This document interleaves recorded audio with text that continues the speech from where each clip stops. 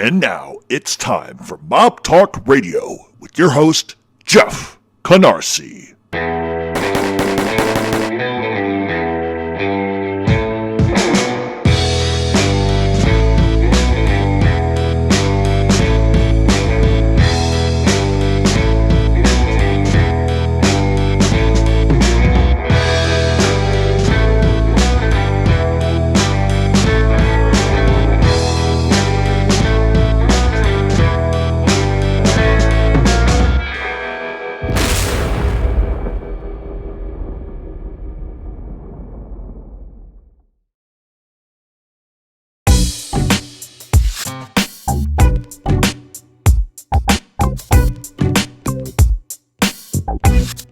And welcome to Mob Talk Radio. I am your host, Jeff Canarsie. And the reason why I'm doing this video, it's a subject that I've talked about a million times before.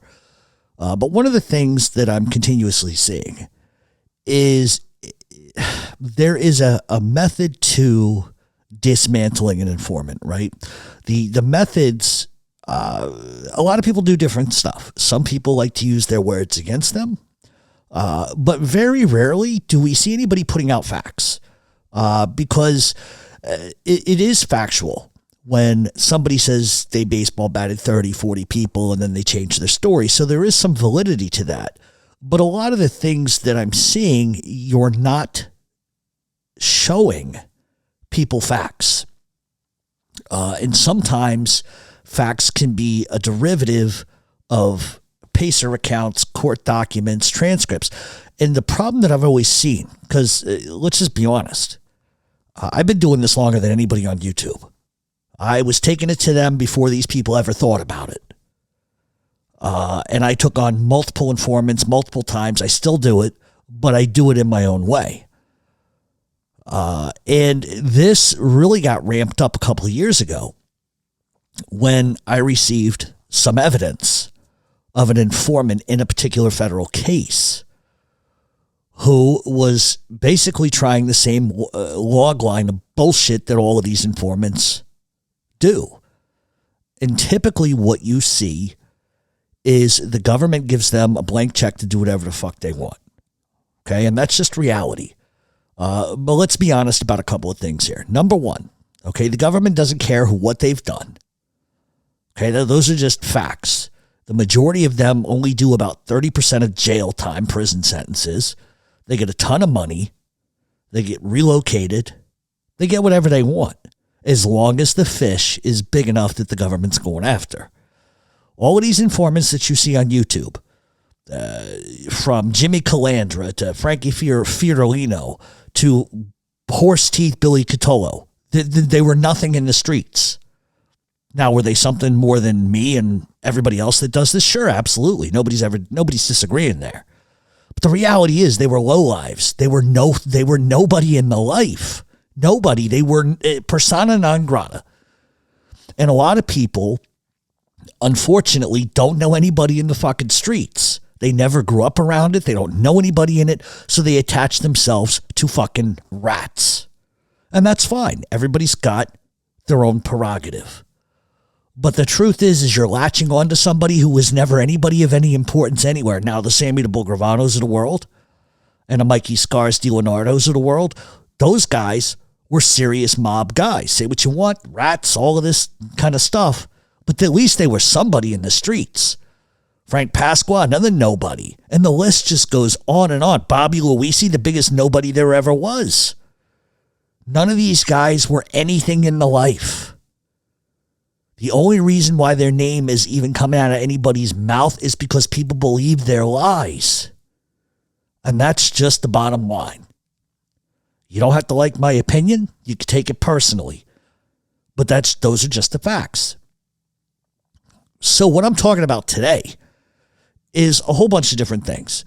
Because I believe that I could sit here and tell you all kinds of different stuff and you could take it or leave it and say, well, that's his opinion. But when you have audio tapes, that speaks volumes. When you have transcripts, that speaks volumes. When you have the indictments, that speaks volumes. When you have factual evidence to back up what you're talking about, that speaks volumes. Unfortunately, You're never truly going to dismantle a rat ever, because the majority of society, for some reason, believes everything they say. And so when you're just talking about it, or when you're just making a correlation of, well, he said this on Tuesday, now he's saying it on Thursday, that's great, and it brings awareness, and there's nothing wrong with bringing awareness. But it fizzles. It fizzles. I've always said that factually speaking, when you have documents, that's going to prove everything. Now, anything that I'm going to say today, you can take it or leave it. I really don't care. But there's a lot of facts to back it up, and I'm going to play 3 audio tapes today. And I want to focus on what the FBI allows them to do, their culpability, because they have a culpability in this as well. And so for anybody that is listening to this now, you can take it or you can leave it. I'm really the only one that's been doing this for almost a decade. There are other people now that kind of do it, and they have their own way of doing it. But I think sometimes it's like everything else in life. I could tell you, go on outside, it's fucking snowing. And you could say, I don't believe you. You got to see it for your own eyes. So this is what I'm saying from here on out. If anybody ever wants to doubt anything I'm saying, email me and I will send you transcripts. I'll show you everything I have that tells you and points to the truth. People don't like the truth. That's the problem. That's the problem. Informants don't like the truth because what you see typically from them is they may have been involved in serious shit. Absolutely. I'm not refuting that. But what they do is start to inflate. They start to invent. And that's what they do. Because they can't just be the coffee errand boy or the hanger-on that didn't really know anybody. No. They've got to be involved in the crew and be doing dastardly deeds and all of this. And reality is they're not. They're bragging about a lifestyle they never really truly lived. And those are just the facts. You're going to have people that support them, and you're going to have people that don't like them. And those are just sort of the reality. And so that's where we're at with it. And if people have a problem with what I say, that's your problem, not mine. I've been doing this almost a decade. I'm better than anybody else. Those are just facts. People don't like that. People don't like that. And it's okay. It's not an ego thing. It's a factual thing. I don't buy subs like half of these people. I don't need to. And that just seems to be the way that everything is going. So anytime you have an informant, there's always the big fish and the little fish. The little fish is the informant. And I'm going to tell you a secret. And this is something that I said to somebody the other day. People that like to come on YouTube and brag about who they were in a past life, or I was so-and-so, so-and-so, let me give you a definition. 90% of the people that come on here and tell you that aren't. That's the first truth. The second truth is, if you were so fucking big and you were so involved, you would have been indicted just like everybody else that you were allegedly hanging out with, and you'd be in prison. It's just reality. Because oftentimes you're going to hear people say, 20 years ago I was this, I was this, I was this. Okay, well, you're shit-talking rats all over the inner tube or the internet. And you say, I'm on every indictment with this one and this one. Why didn't you go to prison then? Because reality is if you are as big as you claim, and this goes for anybody, and there was a rat, guess where you would be? You'd be in prison too. Because if you were that big or you were that involved, they would have ratted you out too, because the more people they fucking rat out, the better the deal they get, the more money they get. And those are just facts. So anybody that tells you they were X, Y, and Z weren't. All you have to do is take time and look at it for yourself. That's it. Look for the facts. You say X, Y, and Z. Okay, show me. It's amazing to me that informants can want to have deniability in a murder, even if they're standing right next to a prick that kills somebody. They'll deny that. Oh, no. I was there, but I didn't do it. But yet, When they're talking about a heist, oh, they were totally involved in that. They were there, so they were involved in that. They use that narrative to make themselves sound tougher than they are. One minute they want to deflect from themselves and say, I wasn't at that murder scene, but I was at the heist. But reality is you were at both scenes, so therefore you're involved in all of it. I've often said this, and I will say it again. There's 5 of you. There's 5 friends. All yous are friends. Everybody decides they're going to rob a fucking bank. Your job is to drive the car. You're okay with that. You pull the car up to the bank, they go in, guess what happens? In the process of robbing the bank, somebody shoots and kills somebody. Guess what? You're guilty by association. You are guilty whether you walked into that bank or not. You're still involved. Just because you didn't go in there with a fucking burner and take money does not mean you have deniability. Well, I just drove the car. I didn't take no money. Bullshit. Because if they had gotten away with it, guess what you would have done? Taken your cut and been happy with it. You wouldn't have given a fuck if some lady got her brains blown out. That's what these rats do. They all do it. They do not want to accept responsibility for anything. And that's fine. They're criminals. I get it. Who the fuck wants to take responsibility for shit? Okay. But that's what they do. But the guy that's sitting in the car, guess what he does? He ends up ratting because now it just went from, hey, I could get 20 grand off this score to I'm going to do 20 to 30 in prison for armed robbery. Somebody got killed. I'm not doing time for that. You were okay to get in the car knowing what could happen. But now you're not all right because people got caught. And the first thing you do is snitch. That's what these informants all did. Every single fucking one of them. Not a single fucking one of them can claim otherwise. And so when I hear all of these people arguing and fighting over this and that and the third, just use common sense. It's amazing to me. They are who they are. They're rats. Nobody can say they're not rats. They are. That's what they are. They're cowards. They're cowards. And that's just the way it is. Whether you like it or not, you can like the rats if you want, but that's who they are. That's just who they are at the end of the day. And so, like I said, big fish, little fish. These rats are all little fish. They were nothing of consequence. Sammy Gravano, a little bit different. Mikey Scars, a little bit different. They're the upper echelon of those types. But one of the things that the government does, and I'm not going to make this a long-winded thing, but they will take a little fish and believe anything that they say, anything that they tell them, anything, as long as it leads to a big fish. We'll use Jimmy Calandra as a reference point. Not a single fucking thing that he testified against in court was direct knowledge. That means he wasn't standing next to Joey the Goat and Billy the Cow. It means he heard it from some people. That's not direct evidence. That's fucking hearsay. Everything that Jimmy Calandra testified to was nothing but hearsay, and those are facts. Look at the case. Anybody that tells you that they've read his whole entire case and still buys his bullshit is lying to you. Those are just facts. That's reality. And it's not about dogging Jimmy Calandra or this one or that one. It's a generality. He testified to nothing he had direct knowledge of. Rumors and gossip and innuendo. Those are facts. Don't believe me? Look up the goddamn case for yourself. Get the case files. Anybody that tells you they have and none of it's true are lying to you. I know because I have them in front of me.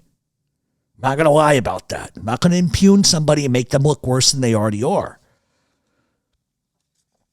But they want to suppress and distort. That's number 2. They want to suppress and distort. Suppressing meaning in the terms that we're talking about, is the crimes that they're breaking behind the scenes, they don't want anybody to know about. They didn't want to know Sammy Gravano. They didn't want the press to know Sammy Gravano killed a child. They didn't want the press to know that. They didn't want the jurors to know that Sammy Gravano was selling narcotics. Because one of his facets or one of his tenets of being a human being, which is laughable, was that he wasn't involved in drugs. Drugs was not my business. Turns out, guess what? He had one of the biggest narcotics operations going on, him and Gaspipe Casso together, along with Vic Amuso. And there were there were DEA documents that prove he was involved in that. But because he was testifying that he wasn't, they couldn't have that come out.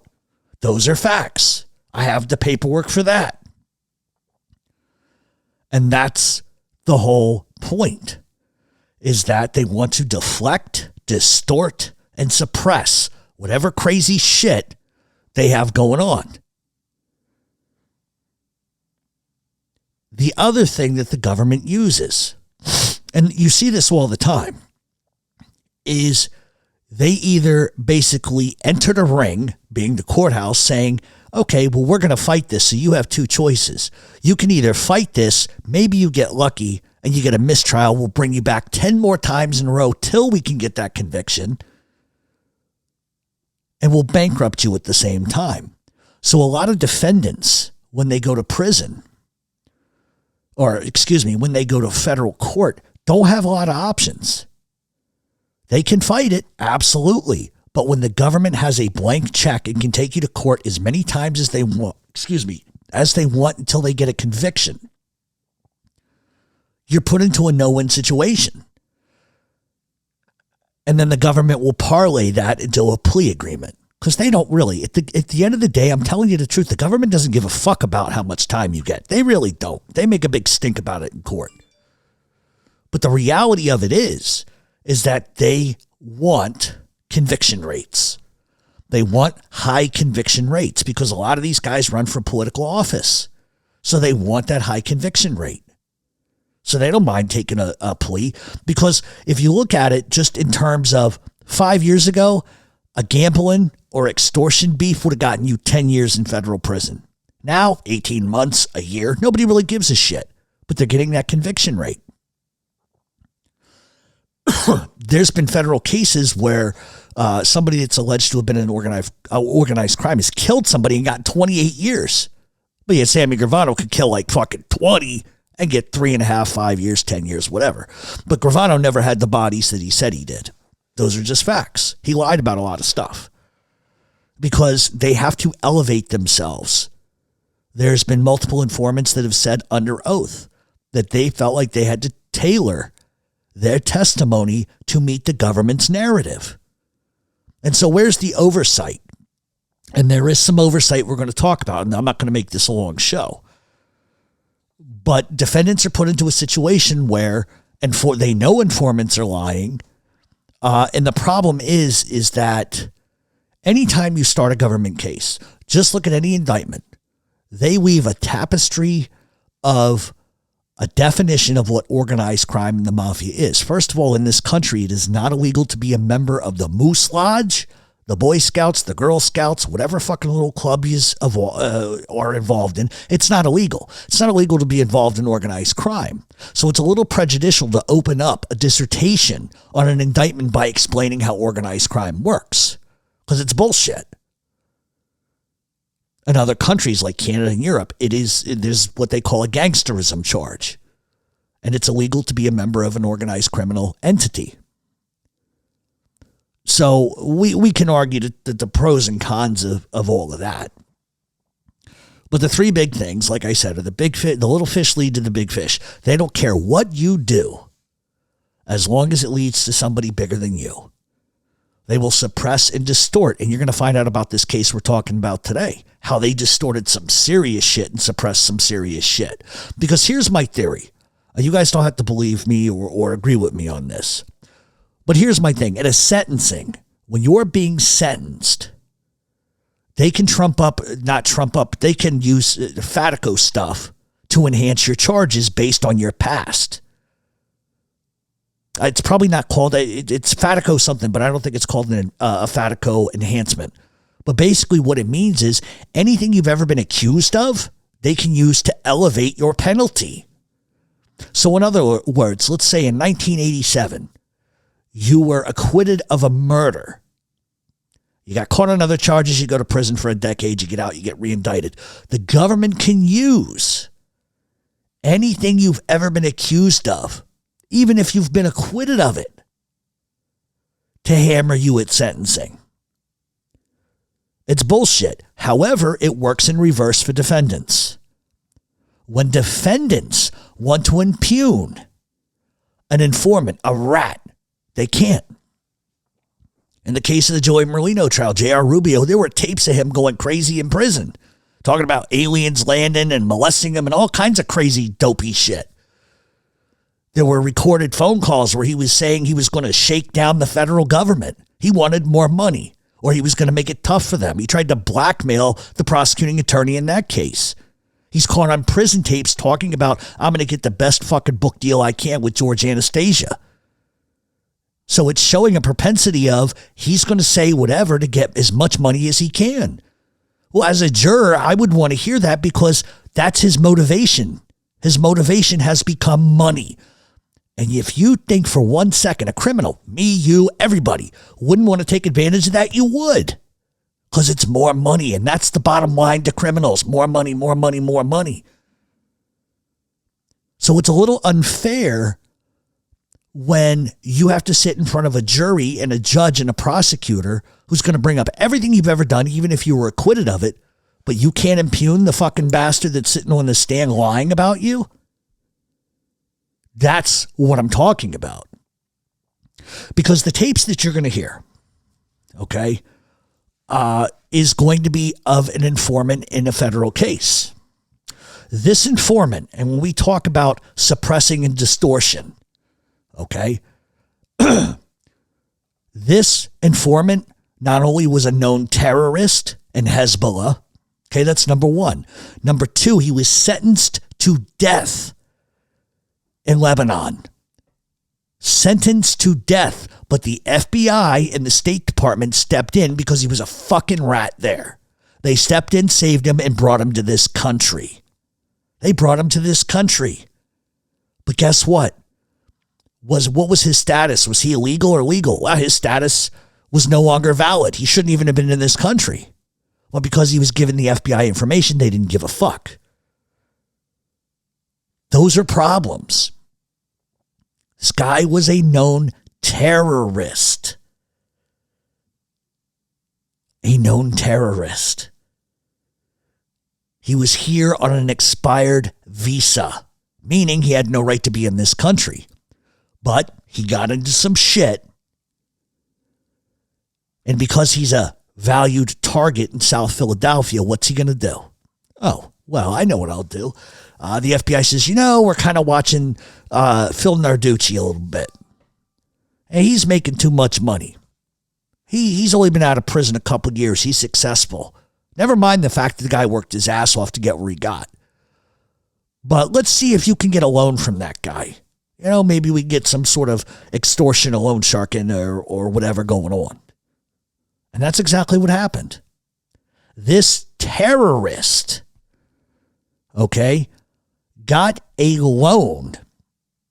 Now, when I tell you that he got a loan, you're all saying, well, how are you going to defend a loan?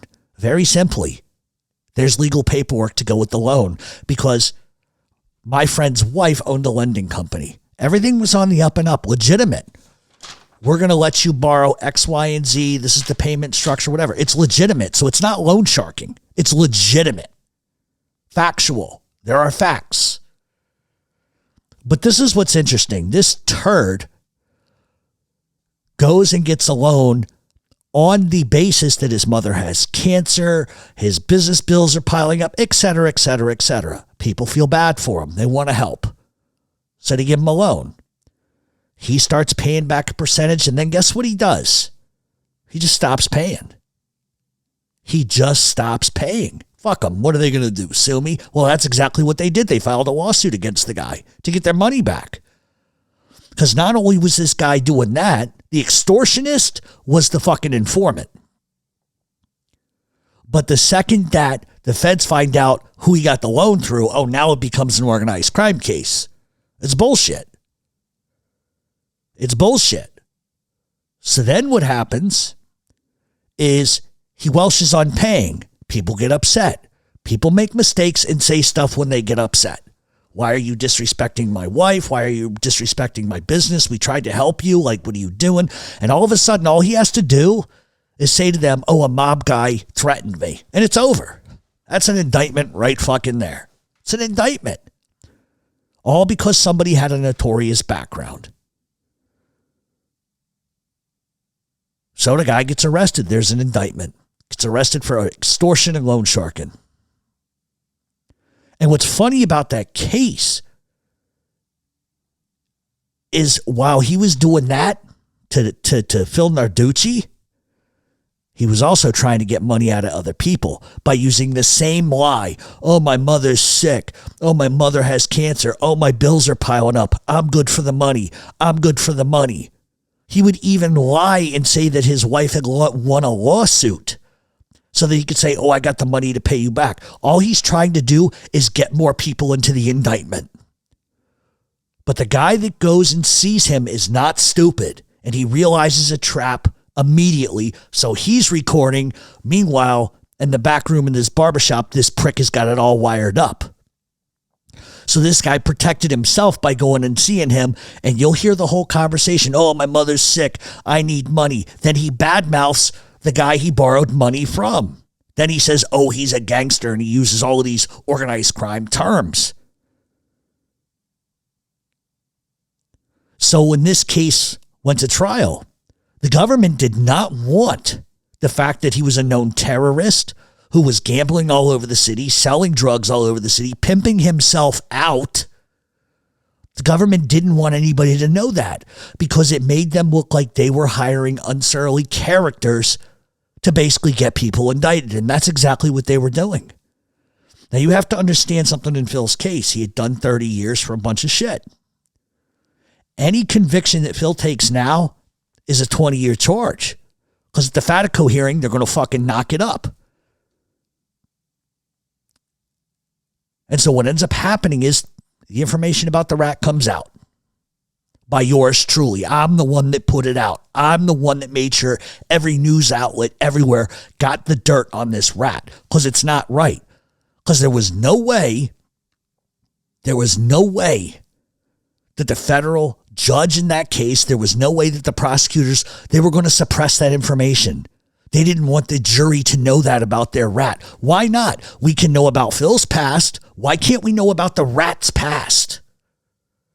So I did what I fucking did. And I'm goddamn proud of what I did. Fuck them.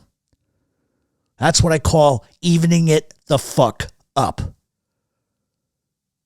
And so Phil has two choices. He goes to court and he fights, he loses, he's fucked.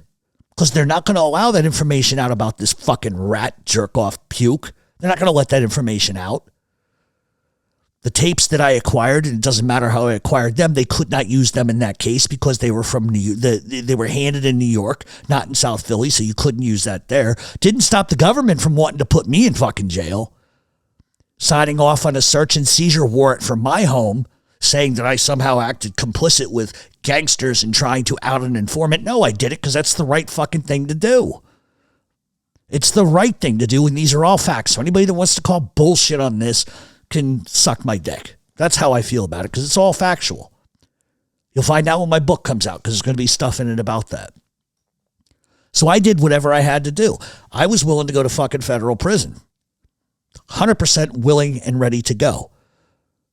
And I tried two attorneys that were talking to me, and they said, listen, if they come, blah, blah, blah, blah, blah, you're going to have to give shit up. No, I don't. I went swimming in the East River. That's where my shit went. Okay, that's number one. Number two, they could force me to testify. Guess what I would have done? Fifth Amendment, go fuck yourself. It's exactly what I would have done. And they could have thrown me in jail for however long. I wouldn't have cared. Because to me, going after somebody who's done nothing wrong, using a fucking rat terrorist to do it and suppressing that, to me, that's not fair and that's not right. And as a result of what I did, Phil did 18 months.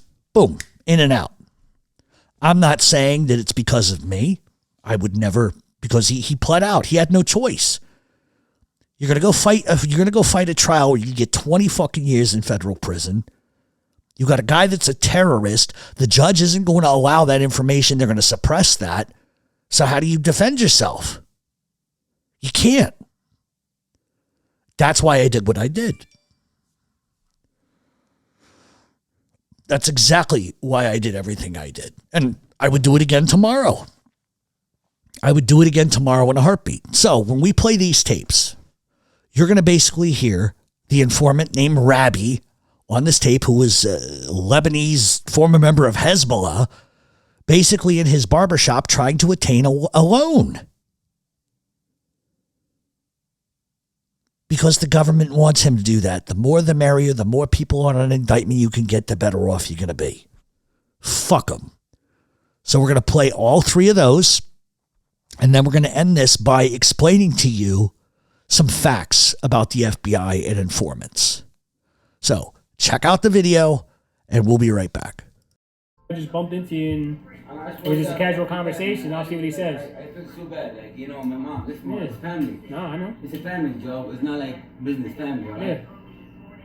If you have family with a problem and he come and have it, I swear to God, I will do it right away. Mm-hmm. When it comes to family, this is different. Not personal now. No, it's not personal thing. It's a family business. Yeah. It's like, you know, it's a mother involved. Does he know that you're not talking to the uncle no more? Because in his sick mind, maybe he just thinks you're trying to get him. What? As far as I'm saying for the money. No, we're not. No, I'm not saying you would. I'm saying his. Oh, I think this is again. That's what I'm saying. From him, right, and then never just. Right. Never happened. You know what? You remember that day he was here with him inside my shop? I gave $10,000. When I was here, you're saying? You remember? Yeah. I wasn't going to come with him. Yeah. No, you're talking about his uncle came. I was here. Yeah. I wasn't with him. Right. Well, I never did that. Actually, you know what? They tried. Mm-hmm. Not try. Like, Jimmy Gallo, yeah. he said, oh, I said, Jimmy, I said, I never did that. I said, I know you never did that. I never did that. No. Mm-hmm. No, man, you crazy. I never did that. I'm not saying you would. I'm saying No. what goes through somebody else's mind. You know what I'm saying? No, I know what you mean. Right. I think that's why Joe is scared too. Maybe I didn't pay him. Right. And Right. He might think in his head that his uncle is putting you up to it. It's You say 100% like, he's thinking of this. That's why I'm doing it. right. But I will never do it to him, man. No, man, I'm done. Like 100% done. 100%. Like we don't talk no more. Like I said, no more. Out. Because I mean, you need the whole thing. What happens if I get him to the halfway point? Huh? What happens if he wants to give you half of it? What do you mean? Like I say, you need the whole thing. I'm saying the number you told me. Whatever they can hold. I don't care, man. I don't know. I still need it so bad. I mean, I'll be honest with you, man. Every day my mom, she called me, what happened? I feel so fucking sick in my stomach, man. I don't know nobody. That's why. I need Joe and this guy. Right. That's all I know. But this guy, I'm done. I didn't even talk to him anymore. Like, not even like, because I got a little fight with him. Not fight, like little disagreement with him. Because I got for my friend, loan 5, right? Yeah. So everything we write it down. But at the same time, it's his fault too. He pushed me for that one, you know what I mean? Who, Joey? Yeah, he made me go see his uncle. Because I tried, he said, no, I can't. I mean, why? You know what I mean? He gave me no choice. But when you went there to go see his uncle, he was saying, in other words, he explained it to you in his book, he was trying to tell you you still owed one, and you were saying, I'm already caught up into this one, you're saying. That's what you were trying to say, right? But yeah, my friend was saying it. Right. I'm saying he was saying there was still one payment owed. But sometimes my friend, he go, I didn't go. Right.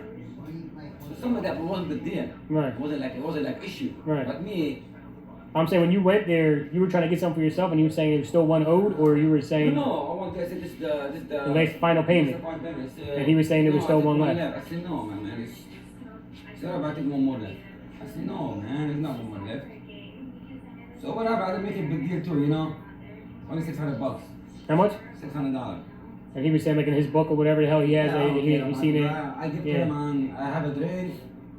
And has he ever tried to contact you after that? no. Well, then you're better off then. No, man. Yeah, that's what I'm saying. You're better off. I see, he never called me. This business, man. You know what I mean? He's just schizophrenic, bipolar. Like fucking Joe, like making like I'm his fucking bodyguard. I swear to God. And Joe, he thinking like if he give me anything, oh, I'm not gonna pay him because of the uncle. Yeah, that's. I mean, he never told me that, but I'm saying that's What what do you mean? It's 100%. That's where I can. That's what I'm putting together. It's 100%. Cause I know how he thinks. It's 100%. It's a guarantee how he thinks. Mm-hmm. It's the truth. Yeah. He won't say it, but I'm just saying. No, never. No.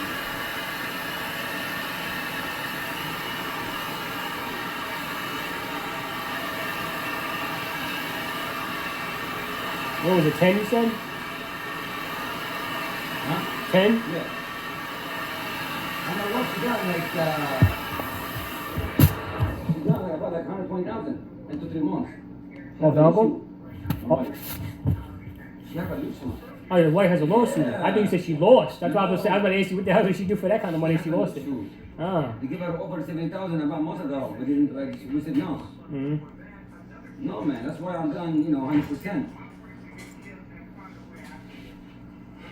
I'm done, like, guarantee 100%, but I want to get my mom the stuff. I feel bad, man. She's in a freaking bed.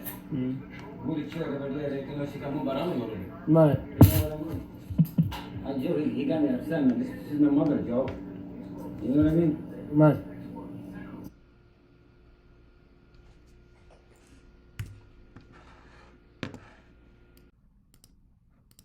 Because he usually lets things go and then finally answers or he'll reply, but I swear you're to going to God, tell me man. that. I swear to God, man. I would never do anything to hurt him, man. He's stupid who he thinks. I would never do that. Ever on my life. 1, 2, 3, 4, 5. Where you go, my friend? I'll see you, my boy. I'll see you. Yeah. Thanks, my friend. I'll see you soon. I'll see you. I would never do anything like this. I swear to my mom, I stopped talking to Phil because I don't want to look back. Alright. Because he's a gangster. And me, I'm in this country 22 years. I want nobody, because he been watched too, Who, the uncle? I'm pretty sure. Yeah. I mean, like when people watch him, they watch me. He has the perfect front there. They watch me too, so I don't want to be involved with it. And thank God it happened like this, like a nice piece of peace. Right. And it happened like fist, you know what I mean? I told you a long time ago. I swear on my When you mom first told me should the die story. right now. I swear if I'm lying I'm to surprised the you. uncle didn't say nothing to me when he see me, because I'm friends with his nephews, but he listen, knows. please, keep between us. Don't say anything. Because Oh, his no. uncle, We don't talk to him. I'm just saying. If you say anything to him, go back. It's a word from We me. don't talk to him. And he say you talk to him in my business. I don't talk to him unless he talks to me, but we really don't all talk to each other. No, I'm serious. Please, you're my friend. I don't want to. Maybe No, I don't if say nothing. you say something and he don't like it, you know how he is. Why you talking about me? Why you talking? You know what I mean? Burnt the fucking So I'm he telling you, burnt the house down. I'm telling you because I trust you, my friend. Yeah, I trust you. I feel comfortable with you. Like I like your company with you. Like I said, I'll talk to him and see what I can do. Would you say it was 10,000? Yeah. Told him, come on, man. I swear to God, told him, come on, man. His mom, she's sick, and he knew that. He got stomach cancer and diabetes, all this shit. Helping me out, man. He said, this guy already did you wrong. I know he maybe because his uncle fucking had stopped talking to him. So, you just let's make a peace with him. Like, come back around. Anytime he can come here. No, Like, I'm not hiding. Anytime he can come, I'm not. No, you're right. Please, man, just freaking listen for that.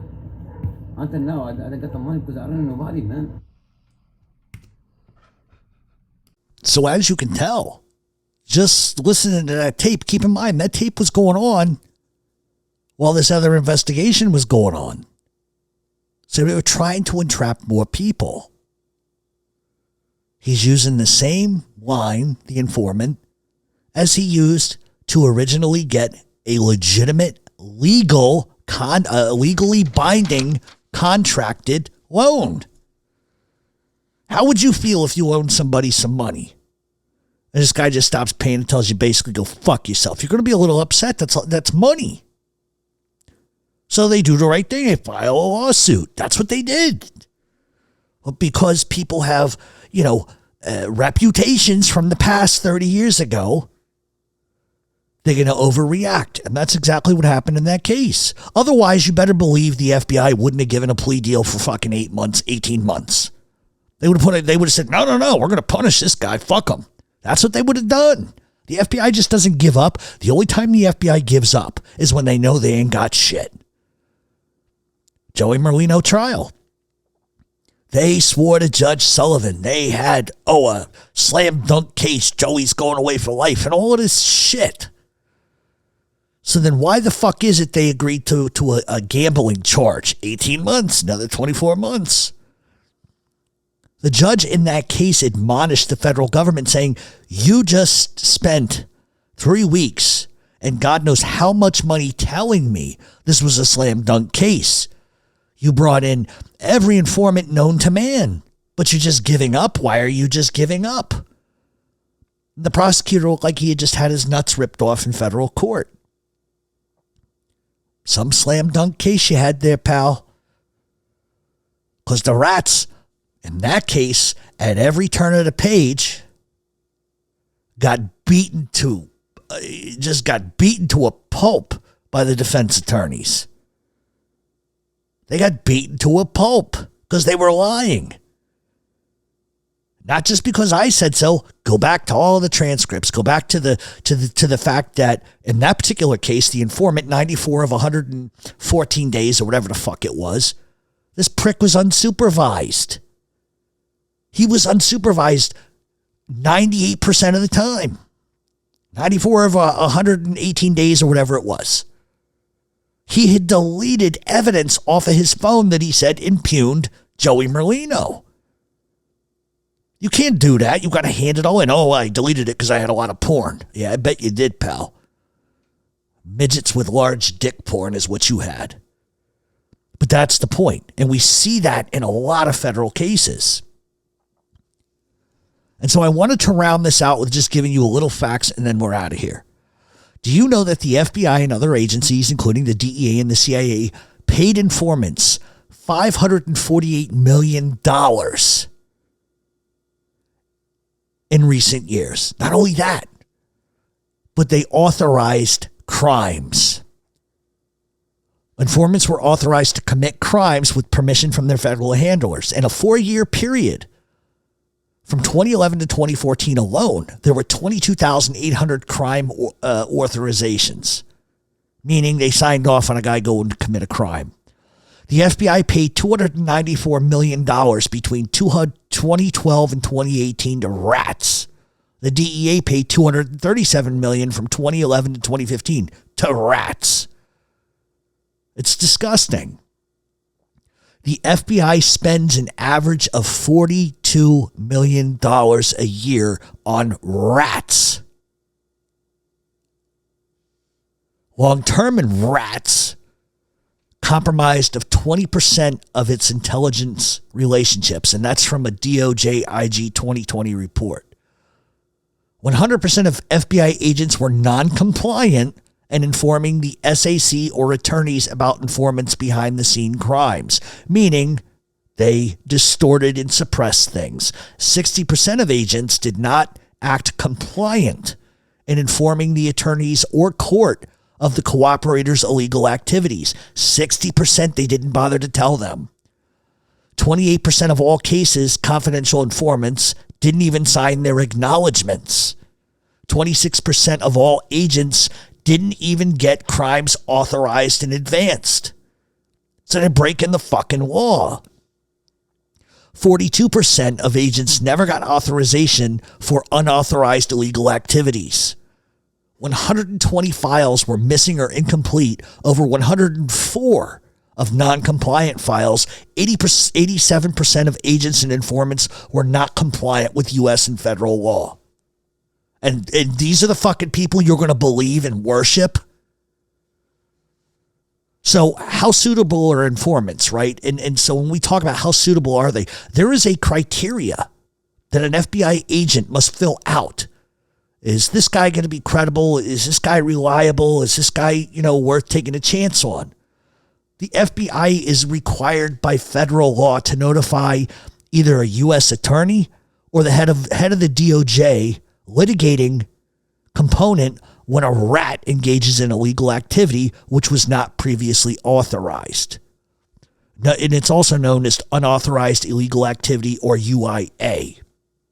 And there are guidelines for this. And looking at some stuff, 125 rat files that were reviewed, 44 required an initial suitability report and recommendation, which is also an ISR&R during the review. During that review, 44 rat files, what were found was 15 of 44 files, or 34%, did not contain documentation of at least one required suitability factor. So when they fill out these forms and do their background, they have to have certain criteria that match.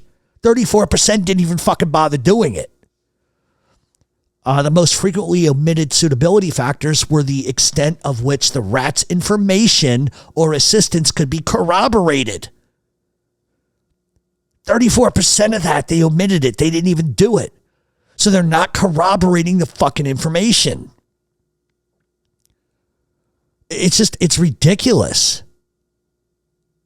The extent of which the rat's information or assistance would be relevant to a present or potential investigation or prosecution, and the importance of that investigation or prosecution was missing multiple files. The nature of any relationship between a rat and the subject or target of an existing file or potential investigation or prosecution. Files were always multiply missing, and 34%. So how is this rat relevant to this case, this investigation, this impending investigation? They didn't even do the fucking background. Nothing. 6 of the 12 field offices that were investigated, the ISR and R field office generated forms called ponies, which did not require any documentation of the required suitability factors. Case agents who operate confidential rats are also required by law to make continuing suitability reviews at least once a year, and they have to forward those reports and those recommendations to their field managers for approval. So in other words, Joey Bimbo is our fucking rat. So is Joey Bimbo still fucking viable? Is the information that he has been providing for us the last 8 months still valuable? Do we keep him as a fucking rat or do we not? 6 of these offices didn't even do it. It's ridiculous. Case agents have to address all the applicable factors required for initial suitability and determination. In addition to all that, they have to indicate the length of time that rat has been registered as a fucking rat and the length of time that fucking rat has been handled by agents or agencies. And they didn't do it. 9 of the 12 field offices that were visited did not perform continued suitability reviews required by 2A2 of the confidential informant guidelines. Of the 120 CI files that got reviewed, 96 required continuing suitability report and recommendations during that period of the time that this investigation took place. Of the 96 rat files, what was found was 57 of the 96 files, or over 60%, didn't contain one or more required CSR&Rs. 34 of the 96 files, or over 35%, didn't contain at least one required CSR. 16 of the 96 files that were looked at, over 17%, didn't even contain 2 of the required CSR&Rs. 7 of the 96 files, or over 7%, didn't even contain 3 of the required CSR&Rs. But yet, they'll pay $42 million a year to rats. In the case of Whitey Bulger, just to sort of put you in the middle of what I'm saying.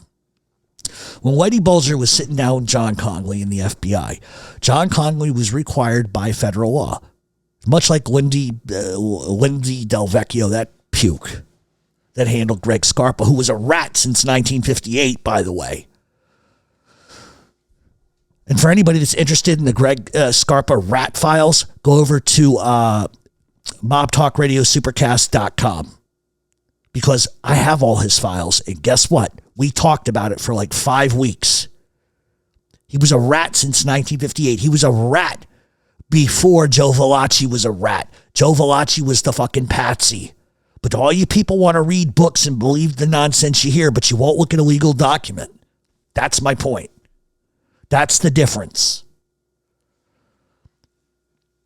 So in the case of John Conley, when you look at what FBI 302s are, they're memorandums of meetings, memorandums of what somebody is telling. So let's use this as an example, because I hear a lot of people talking about 302s and they have no idea how to really accurately describe that process. If you're a rat, you sit down with your handler and you say, hey, listen, like back in June, like June 20th, X, Y, and Z did X, Y, and Z, and that led to something I think is going to happen, but I'll let you know. That FBI agent has to write down who the informant is, CI-42, tells me X, Y, and Z, X, Y, and Z, X, Y, and Z. Now, if you look at the case of Sammy the Bull Gravano's 302s, they're probably massive. They're probably 20, 30,000 pages, easy, okay? The problem with Whitey Bulger's 302s is that they were minuscule. For someone who was a rat since the 50s, 40s, whatever the case may have been, the amount of 302s that he had were nothing. On page 1, it would say, CI informant says that XYZ. Fast forward another year, same exact entry, same exact crime, just a different date. And so was that John Conley helping Bulger out? Absolutely. Was Bulger a rat? Yeah, absolutely. Nobody's saying he's not. But that's the process of what a 302 is. They have to document this. But in the case of Bulger, they decided what they were going to write and what they weren't. And the big stink that happened with Bulger was that every year when the SR&Rs came up and they said, wait a minute, is this guy still suitable or not? We don't have anything to tell us if he's more suitable or whether he is or he isn't. And that's what I'm trying to talk about. If the FBI is not doing their due diligence, then what are we believing? And if there's no oversight, like with Rubio, 94 of 118 days or whatever the fuck it was 94 of like 111, I believe. He's not supervised. That's a problem. Just like J.R. Rubio was told not to fucking get involved with a married woman. He did that. He beat his ex-wife. So these are things that he did while he was under the FBI's watch. Anthony Pergiano committed crimes, dozens of crimes under the FBI's watch. They allowed him to victimize dozens of businesses even after he had been arrested, even after he signed his cooperation agreement. But strangely, in that case, the Newark Field Division dropped all those investigations against him. Because the government stepped in and says, well, we got this. Well, what about the 10 people you fucking ripped off in Newark, you stuttering prick? They're never going to get their money back. And if you can't find the motherfucker, guess what? You can't file anything against him because now he's got protected status. So for all those businesses that want to get their money back from being ripped off, can't. So that's my whole thing. That's my whole thing. And I wanted to show you how these people operate. It's one thing to tell you. It's one thing to sort of give you an example. It's one thing for me to just sit on here like everybody else and go, well, he's a rat because I say so. Well, no, it doesn't work like that. Paperwork says everything. It says good and it says bad. And it says good about gangsters, bad about rats, good about rats, bad about gangsters. It works both ways. So I'm not fucking playing the left side of the fence. I'm just being honest with you. But just saying it isn't enough. Show it. Take the time and invest into factual evidence. Is every rat a liar? Yes. Is every rat a liar? 1,000% yes. And here is the truth as to why. They have no reason to be honest. Why do they have a reason to be honest? No matter what they say, they're going to get money. Do you know they get 25% of all fucking income derived from house seizures, from car seizures to boat seizures? There's a reward system for rats. That's how it works. But yet the government can seize all of your assets and say it was earned by organized crime. And even if you're acquitted, guess what? You don't get those back.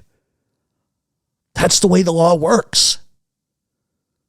It's lopsided from day one. And I will fully agree because someone is going to hear this and say, oh, well, if you do the crime, you should do the time. I agree with you. I 100% agree with you. However, if you're going to be able to impugn my character in a court of law, I'm going to impugn the fuck out of yours because that's what's fair.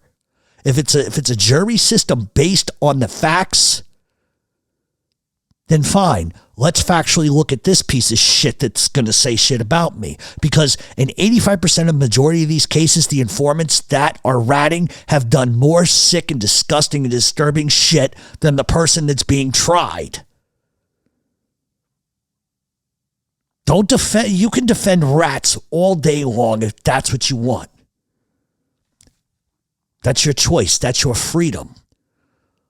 But if you're not going to look into a case and you're not going to look at case evidence, you're not going to look at trial transcripts, you're not going to get a pacer account, you're not going to do the investigating that you need to do, then all you are is a fucking standing on a soapbox for a piece of shit fucking rat. That's all you're doing. You're saying what they say to you. Do some investigation and call it what it is. I've always said this on my show and I always will. If there's a guy that I'm covering that did something fucking atrocious, I'm going to tell you he did it. I'm not going to lie. I'm not going to cover that up. I'm going to be honest with you. I'm going to look at the case. I'm going to give you the good. I'm going to give you the bad. Then you figure it out. But I'm telling you the truth. It's just, you have to look at a case by case basis. Not everybody's the same. But at the same time, I'm not going to blindly say, oh, he's telling the truth. Oh, he's lying. I'm not going to blindly do that. I've been at this in a long time. I've been doing this a long time. I know better than anybody else. And if you're going to blindly support people, then it is what it is. But if you're not going to do your due diligence, then all you are is a fucking mouthpiece. Nothing more, nothing less. And I've been called a mouthpiece before. Sure.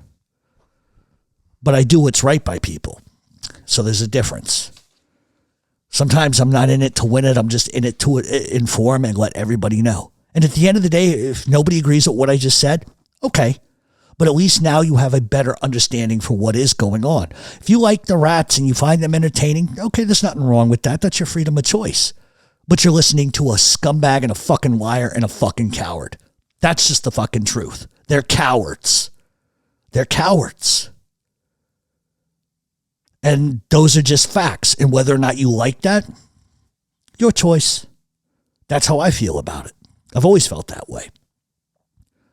But just like I'm entitled to feel that way, you're entitled to like them and believe their nonsense and bullshit and fortune cookies and sugar plum fucking fairy dreams, because that's all they are. That's all they are. So, I hope you learned something today.